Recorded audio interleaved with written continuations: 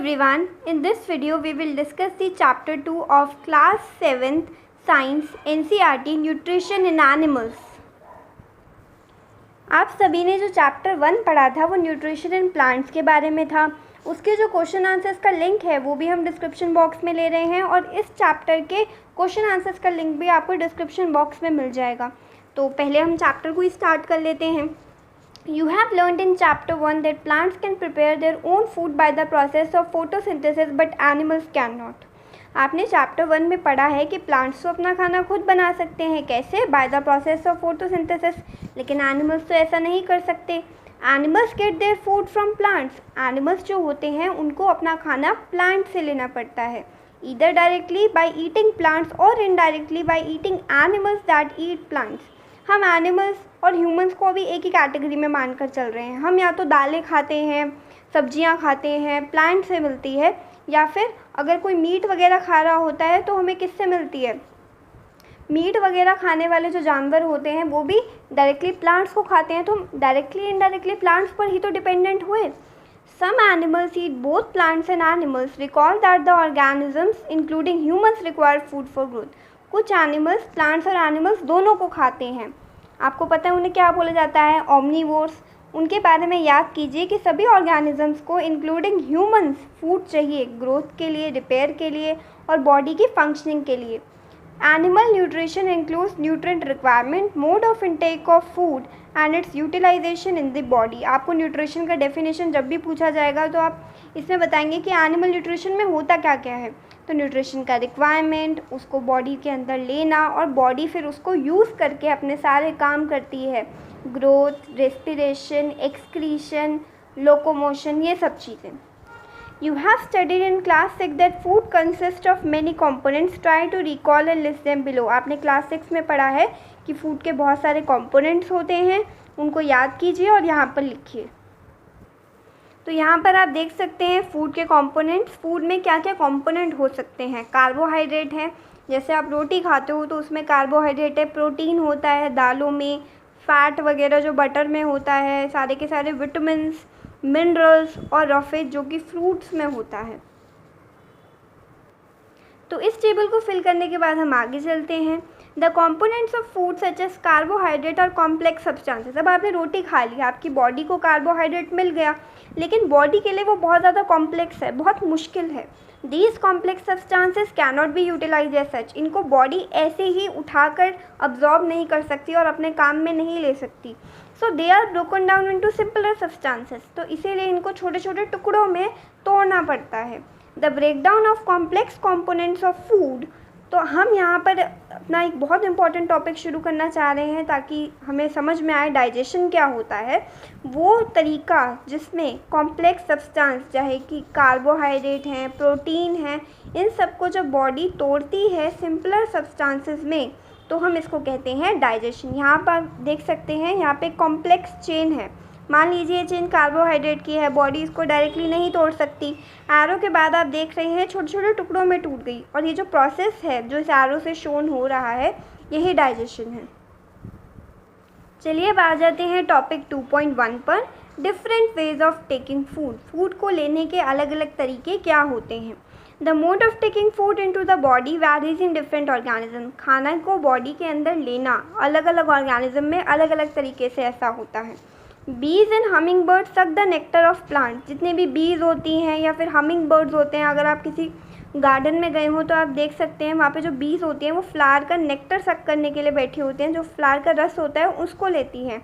या फिर infant of human and many other organisms feed on mother's milk. और जो ह्यूमन बींग्स के जो बेबीज़ होते हैं और बहुत सारे ऑर्गेनिजम्स के जो बेबीज़ होते हैं जैसे कि डॉग वगैरह के, वो अपने मदर का मिल्क लेते हैं। Snakes like the python swallow the animals they prey upon. और जितने भी स्नेक्स होते हैं जैसे कि पाइथन, वो क्या करते हैं? निगल जाते हैं अपने शिकार को। Some aquatic animals filter tiny food particles floating nearby and feed upon them. जितनी भी मछलियाँ होती हैं, जितने भी एक्वाटिक एनिमल्स होते हैं वो क्या करते हैं? पानी में जो घूम रहा होता है सामान, उसमें से ही अपने लिए खाना ढूंढ लेते हैं। एक्टिविटी 2.1 में आपको ये बताना है कि what is the type of food and mode of feeding of the following animals. आपको यहाँ पे टेबल में कुछ एनिमल्स दे रखे हैं, हमें टेबल अभी फिल करते हैं। Write down your observation in the given table. आपको अपनी ऑब्जर्वेशन देनी है कि किस तरीके को खाना वो खाते हैं और उसको कैसे अपनी बॉडी के अंदर वो लेते हैं, कैसे खाते हैं। You may find the list of modes of feeding given below to the table helpful. आपको यहाँ पे लिस्ट मिल जाएगी, जैसे कि scraping, chewing, siphoning, capturing, swallowing, sponging, sucking et cetera. ये सब आपको ऑप्शन दे रखे हैं, इनमें से आपको चूज़ कर करके बताना है कि कौन से एनिमल का मोड ऑफ न्यूट्रिशन क्या है। अब इस टेबल को तो हम तभी भर सकते हैं जब हमें इन वर्ड्स का मतलब पता हो। सबसे पहले हम जानते हैं स्क्रैपिंग के बारे में। देखो स्क्रैपिंग क्या होता है, जब भी किसी सरफेस पर फूड लगा होता है, अगर कोई भी ऑर्गेनिज्म उसको स्क्रैच करके फिर उसको इनटेक कर रहा है, फूड को वहाँ से हटा के बॉडी के अंदर ले रहा है, तो वो स्क्रैपिंग है। च्यूइंग तो हमें पता है, हम भी खाना च्यू करके खाते हैं, चबा कर खाते हैं। फिर आता है सिफोनिंग। सिफोनिंग क्या होता है, जिसमें एनिमल फूड को सक कर लेता है फ्रॉम दी सरफेस, यानी कि वो डायरेक्ट जैसे कि स्ट्रॉ से खींच लेते हैं ना, एकदम वैसे ही सक कर लेना, जैसे कि नेक्टर सकिंग बाय बटरफ्लाइज आपने देखा है।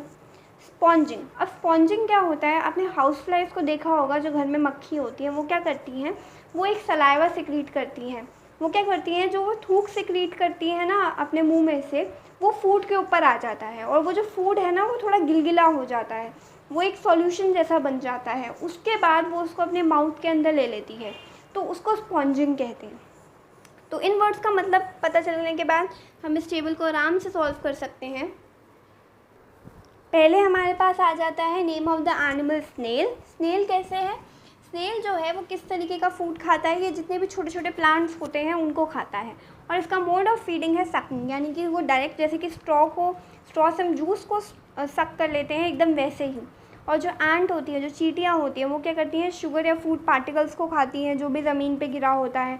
और वो कैसे खाती है, स्क्रैपिंग। अगर कहीं पे भी कहीं अटक गया, किसी कोने में कुछ भी चीनी वगैरह गिर गई, उसको वो स्क्रैच कर लेती है और खा लेती है। ईगल। ईगल क्या खाता है, छोटे छोटे एनिमल्स को और बर्ड्स को खा लेता है। आपने देखा होगा कि जब भी कोई एनिमल मर जाता है, रोड पर कोई बर्ड मर जाता है, तो ईगल जो है उसको आके खा लेता है। तो वो क्या करता है, पहले कैप्चरिंग करता है, उसको पकड़ता है और फिर स्वैलो कर लेता है, निगल जाता है। हमिंग बर्ड जो होते हैं वो छोटे छोटे इंसेक्ट्स होते हैं, उनको खाती है और वो क्या करती है, उनको कैप्चर कर देती है, एकदम से पकड़ लेती है। जो लाइस है, जो जुएँ पड़ जाती हैं सर में, वो क्या करती है, ब्लड को सक करती है, हमारी बॉडी के ब्लड को। जो मस्किटोज़ होते हैं वो क्या करते हैं, फ्रूट जूसेस के आपने देखा होगा फ्रूट्स के आसपास बहुत सारे मॉस्किटो हो जाते हैं, तो वो फ्रूट का जूस लेने के लिए आते हैं या फिर नेक्टर लेने के लिए आते हैं, सकिंग करते हैं, या हमारा ब्लड भी सक कर जाते हैं। जो बटरफ्लाइज होती हैं वो भी नेक्टर सक करती हैं, और जो हाउस फ्लाई होती है वो भी क्या करती है, सकिंग ही करती है। क्योंकि यहाँ पर आपको डायरेक्टली नहीं दे रखा है, आप इसमें यूज़ कर सकते हैं स्पॉन्जिंग भी, वो भी करेक्ट माना जाएगा। अब हम आ जाते हैं नेक्स्ट पेज पर। नेक्स्ट पेज पर आपको ब्लू बॉक्स में एक अमेजिंग फैक्ट दे रखा है, इससे क्वेश्चन आना भी पॉसिबल है। Starfish feeds on animals covered by hard shells of calcium carbonate. Starfish क्या करती है, ऐसे एनिमल्स को खाती है जिनके ऊपर बाहर एक हार्ड शेल होती है कैल्शियम कार्बोनेट की। After opening the shell the starfish pops out its stomach through its mouth to eat the soft animal inside the shell. अब वो क्या करती है, वो जो भी ऑर्गेनिज्म है जिसकी हार्ड शेल है, वो क्या करती है, उस शेल को हटाती है, फिर स्टारफिश अपने मुंह से अपना स्टमक बाहर निकाल लेती है और फिर जो सॉफ्ट एनिमल उस कवर के अंदर है उसको अपनी बॉडी के अंदर ले लेती है। फिर जैसे ही वो उसको अपनी बॉडी के अंदर ले लेती है, अपने स्टमक के अंदर ले लेती है, उसका जो स्टमक है वो बॉडी के वापस अंदर चला जाता है और जो फूड है वो धीरे धीरे डाइजेस्ट हो जाता है। तो एक अमेजिंग फैक्ट है, आप सभी को पता होना चाहिए। Next we will do 2.2 digestion in humans. ये बहुत इंपॉर्टेंट है। We take in food through the mouth. हम जो ह्यूमंस हैं, हम खाना कैसे लेते हैं, मुंह से खाते हैं। डाइजेस्ट एंड यूटिलाइज इट, हमारी बॉडी उसको डाइजेस्ट करती है और फिर अलग अलग बॉडी के टिश्यूज़ तक पहुंचता है, सबको मिलता है खाना। The unused part of the food are defecated. और जो खाना हमारी बॉडी में अनयूज रह जाता है उसको हम एक्सक्रीट आउट कर देते हैं। डिफिकेटेड का मतलब होता है एक्सक्रीट कर देना। Have you ever wonder what happens to the food inside the body. क्या आपने कभी सोचा है कि जो खाना आपने खा लिया उसका बॉडी में क्या क्या होने वाला है। The food passes through a continuous canal. अब हम फिगर 2.2 पे आते हैं कि जो फूड है वो पास होगा एक कैनाल के थ्रू। यहाँ पे आप देख सकते हैं ये बक्कल कैविटी है, यहाँ पे आपके टीथ हैं।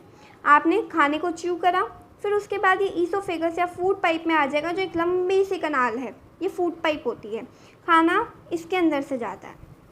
Next the food passes through a continuous canal which begins at the buccal cavity and end at the anus। और ये continuous canal कैसी है, ये buccal cavity से शुरू होकर anus तक जाती है। यानी कि यहाँ पे एक छोटी सी कनाल तो आपने ईसोफेगस देख ली जो आपके फूड पाइप कहलाती है, लेकिन एक बड़ी कनाल है जिसमें पूरा का फूड ट्रांसफ़र होता है। इसमें क्या होता है, ये बक्कल कैविटी पे शुरू होती है, एनस पे ख़त्म होती है, और एक कैनाल की अलग अलग कंपार्टमेंट्स हैं, यानी कि इसके कुछ पार्ट्स हैं। सबसे पहले आती है बक्कल कैविटी, उसके बाद आती है फूड पाइप, फिर स्टमक, फिर स्मॉल इंटेस्टाइन, फिर large intestine, then rectum and then anus. ये डायग्राम से ज़्यादा अच्छे से समझ में आएगा। आप देख सकते हैं यहाँ पे सबसे पहले आती है बक्कल कैविटी। बक्कल कैविटी के बाद आ रहा है ईसोफेगस या फिर फूड पाइप। खाना बक्कल कैविटी से होते हुए ईसोफेगस में जाता है, फिर खाना चला जाता है स्टमक में, स्टमक के बाद जाता है स्मॉल इंटेस्टाइन में, स्मॉल इंटेस्टाइन से वो जाता है लार्ज इंटेस्टाइन में, लार्ज इंटेस्टाइन से फिर वो रेक्टम तक जाता है और एनस पे आकर काम हो जाता है। Is it not a very long path? क्या ये बहुत लंबा रास्ता नहीं है? ये रास्ता तो काफ़ी ज़्यादा लंबा है, इतने ज़्यादा कंपार्टमेंट से होकर खाने को गुजरना पड़ता है। These parts together form the elementary कनाल। ये जो आपको 6 पार्ट्स बताए हैं, ये सब मिलकर आपका एलिमेंट्री कनाल या डाइजेस्टिव ट्रैक्ट बनाते हैं। क्या बनाते हैं? Digestive tract. The food components gradually get digested और food travels to the various compartment. अब ऐसा नहीं होता कि खाना आपने जैसा बक्कल कैविटी के अंदर लिया या फिर जैसा खाना आपने चबाया एनस तक वैसा का वैसा ही रहेगा खाना, नहीं। अलग अलग स्टेप, अलग अलग कंपार्टमेंट में आकर खाना डाइजेस्ट होता चला जाता है। और फिर अब हम नेक्स्ट पार्ट पे मूव करते हैं। The inner walls of the stomach and the small intestine. जो हमारे स्टमक की अंदरूनी दीवार है, स्मॉल इंटेस्टाइन के अंदर की दीवार है, और जो उसमें इतने सारे ग्लैंड्स हैं जैसे कि सलाइवरी ग्लैंड, लिवर और पेनक्रियास, ये क्या करते हैं? डाइजेस्टिव जूसेस को सिक्रेट करते हैं। अब एक ग्लैंड वर्ड जो है वो हमारे लिए नया है। ग्लैंड क्या है? ग्लैंड एक्चुअली में कोई ऐसे ऑर्गन्स हैं जो कि केमिकल सिक्रेट करते हैं, ठीक है। ये ऑर्गन्स होते हैं जो कि केमिकल सिक्रीट करते हैं। अब अगर सलाइवरी ग्लैंड है तो ये जो केमिकल सिक्रीट करेगा वो है सलाइवा, जो थूक बनती है। लिवर है, पेनक्रियाज है, ये भी डाइजेस्टिव जूसेस सिक्रीट करते हैं। अब ये डाइजेस्टिव जूसेस क्या होते हैं? ऐसे जूस जो डाइजेशन में मदद करें, वो डाइजेस्टिव जूसेस। तो अभी हम डाइजेस्टिव जूसेस के बारे में और अच्छे से पढ़ेंगे। डाइजेस्टिव जूसेस क्या करते हैं? कोई भी कॉम्प्लेक्स सब्सटेंस, जो अभी हमने रिएक्शन देखी थी कॉम्प्लेक्स सब्सटेंस को सिंपलर सब्सटेंस में तोड़ना, ये डाइजेशन ऐसे ही नहीं हो जाता। इसके लिए बहुत से गैस्ट्रिक जूसेस चाहिए जो हमारे स्टमक में प्रेजेंट हैं, जो उसको तोड़ते हैं। The digestive tract and the associated glands together constitute the digestive system. और सिर्फ डाइजेस्टिव सिस्टम आपके डाइजेस्टिव ट्रैक्ट ही नहीं बनाता, यानी कि इन सारी चीज़ें buccal cavity, salivary gland, stomach, pancreas, small intestine, large intestine, rectum और एनस, ये अकेले ही नहीं बना पाते। साथ के साथ बहुत सारे ग्लैंड्स हैं जो साथ मिलकर डाइजेस्टिव सिस्टम को बनाते हैं। Now let us know what happens to the food in different parts of the digestive tract. अब हम एक अलग अलग सेक्शन में करके पढ़ेंगे कि फूड के साथ क्या क्या होता है जब ये बॉडी के डिफरेंट पार्ट्स तक जाता है। अब हम पढ़ते हैं the mouth and the buccal cavity के बारे में। Food is taken into the body through the mouth. हम खाना कैसे खाते हैं? माउथ से खाते हैं।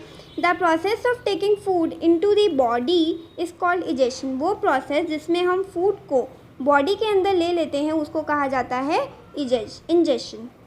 यहाँ पर बूजो एक फैक्ट के बारे में बताना चाह रहा है और उसके ऊपर एक ब्लू बॉक्स भी है, milk teeth and permanent teeth. क्या आपको पता है कि आपके जो दांत हैं वो कुछ टाइम पहले तक गिरा करते थे, यानी कि कुछ टाइम पहले तक ऐसा होता था कि आपके दांत टूट जाया करते थे। कुछ बच्चों के शायद अभी भी टूटते हों। The first set of teeth grows during infancy and they fall off at the age between 6 to 8 years। 6 से 8 साल की उम्र तक क्या होता है? हमारे टीथ गिरने लग जाते हैं। और वो टीथ कब आते हैं? जब हम बहुत छोटे बेबीज़ होते हैं, बच्चे होते हैं, तब। These are term milk teeth. और वो जो दांत होते हैं हम उनको बोलते हैं दूध के दांत हैं।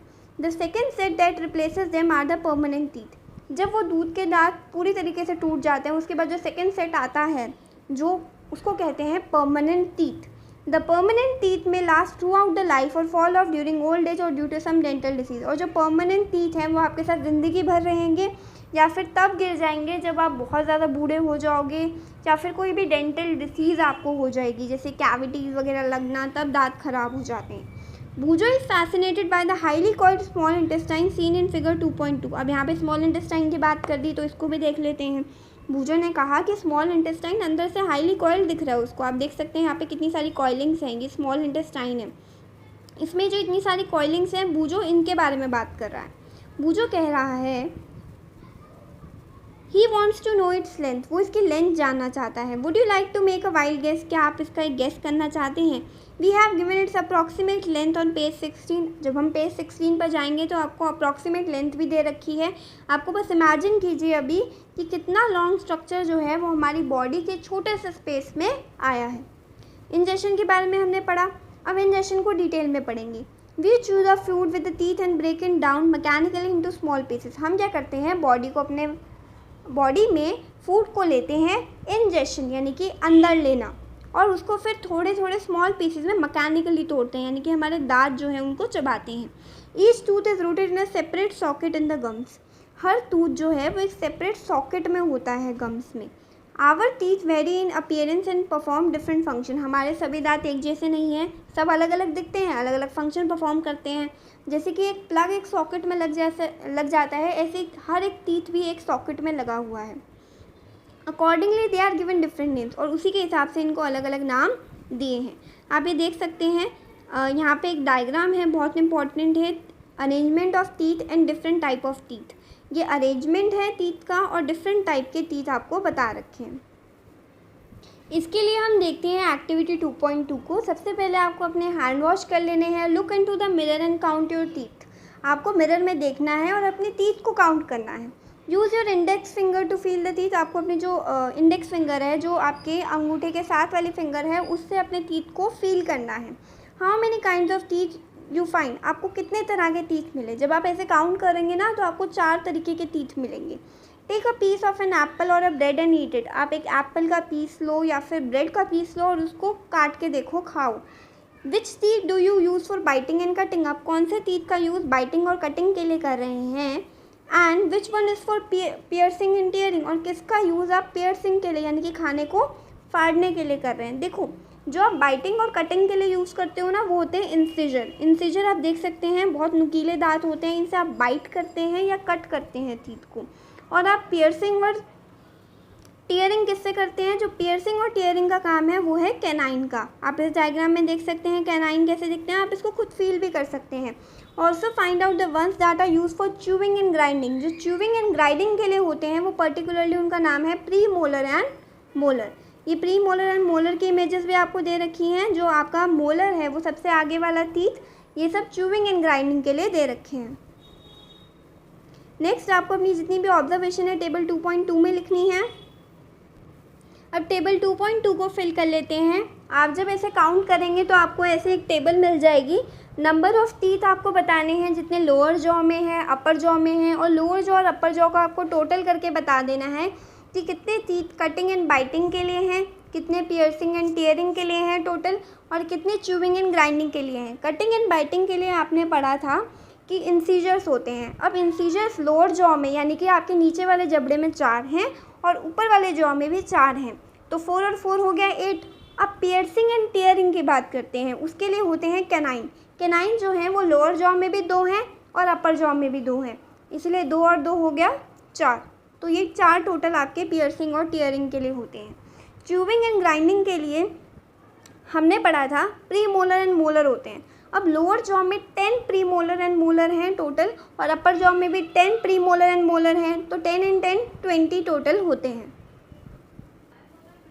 Our mouth has salivary glands which secrete saliva. हमारे माउथ में सलाइवरी ग्लैंड हैं। ग्लैंड क्या होते हैं, जो किसी तरीके का केमिकल सिक्रीट करते हैं। अब क्योंकि सलाइवा सिक्रीट करने वाले ग्लैंड है तो हमने इनका नाम दिया salivary gland. Do you know the action of saliva on food. क्या आपको पता है कि जब आप खाना खाते हो या सलाइवा का क्या काम है आपकी बॉडी में। Let us find out. आपको ये पता लगाना है। इसके लिए आप करेंगे एक्टिविटी 2.3। Take 2 test tube. आपको 2 टेस्ट ट्यूब लेनी है, उनको ए और बी मार्क कर देना है। टेस्ट ट्यूब ए में आपको 1 टीस्पून फुल जो है बॉइल्ड राइस लेना है, और टेस्ट ट्यूब बी में आपको 1 टीस्पून फुल बॉइल्ड राइस लेना है।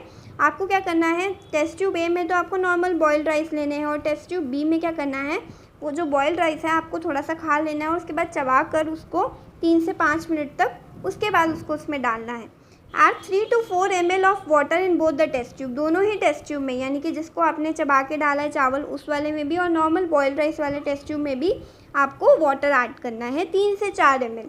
Now pour 2 to 3 drops of iodine solution in each test tube and observe. अब आपको आयोडीन सॉल्यूशन की ड्रॉप्स डालनी है, 2 से 3 ड्रॉप हर एक सॉल्यूशन में, और ऑब्जर्व करना है। Why is there is a change in the colour of the test tube. अब आपको बताना है कि दोनों टेस्ट ट्यूब का कलर चेंज क्यों हुआ, दोनों में ही तो बॉइल्ड राइस था, आयोडीन के डलते ही ऐसा क्या हो गया। Discuss the result with your classmate and your teacher. The saliva breaks down the starch into sugar. And एक इम्पॉर्टेंट पॉइंट आपको ये भी मिला कि जो सलाइवा है वो ब्रेक डाउन कर देती है स्टार्च को शुगर में। स्टार्च क्या है, स्टार्च एक बहुत कॉम्प्लेक्स कार्बोहाइड्रेट है जो चावल वगैरह में होता है। जब ये टूटता है तो शुगर में टूटता है। अबाउट 30% स्टार्च का डाइजेशन जो है वो आपके माउथ में ही हो जाता है।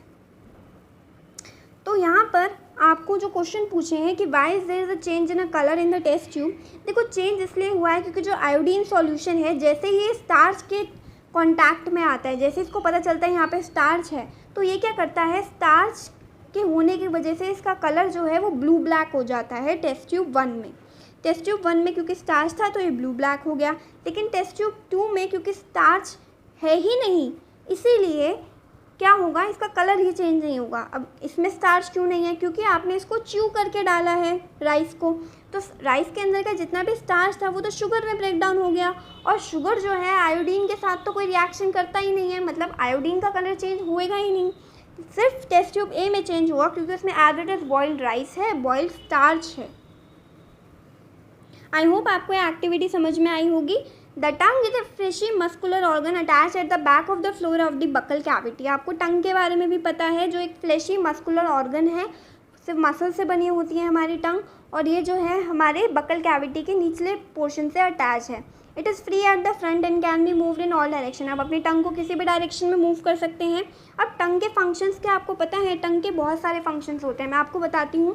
First, it mixes saliva with the food during chewing and help in swallowing food.